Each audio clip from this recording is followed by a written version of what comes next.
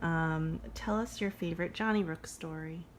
Oh God, there's so many. In the book that I'm writing, there's a Johnny Rook named Tina, who lived at a falconry park in England called Woodlands down in Devon, and Tina's trainer Jeff had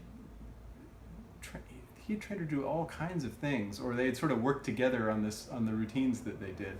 I mean, Johnny Rooks. If you know enough to be asking this question, you probably have some idea of what they can do, but they're not like other birds of prey.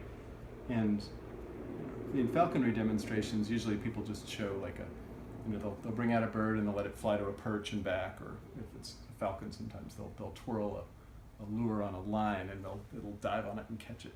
But Johnny Rooks, striated caracaras, will run through pipes, and they'll dig underneath things, and they'll Tina could do a routine where Jeff would throw a series of stuffed animals out behind her, and then he would call out a name of one of them. He'd say, "Go find Nemo," and she would run down, pick up Nemo in her beak, and come back and dump it in a bucket and look up at him and get a food reward. He also had a set of colored balls that he would throw out and then ask the audience in the demonstration to name a color, and then Tina would go and fetch that color of ball. And then he also had some by shape. He had like a round one and a square one and a pyramid. I think I had a pyramid. So Tina was extraordinary, but I have no reason to think that she was any different. She was some super genius striated caracara. I think they're all kind of like this. One thing that's really cool to me about her, and unfortunately she's no longer living, she died at the age of 33, but she had this very, very curious behavior all the way up until she died.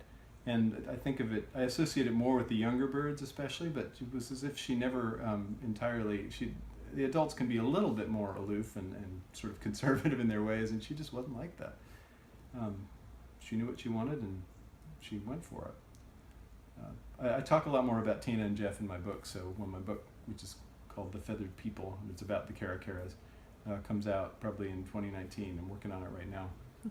There'll be a lot more caracara stories in there, including lots more tales of Johnny Rook's antics, stealing ice cream cones, and one of them stole an earring out of a woman's ear. Oh, funny. Darwin ran into them too, and he said they stole all kinds of things from the crew. They're amazing. That's amazing.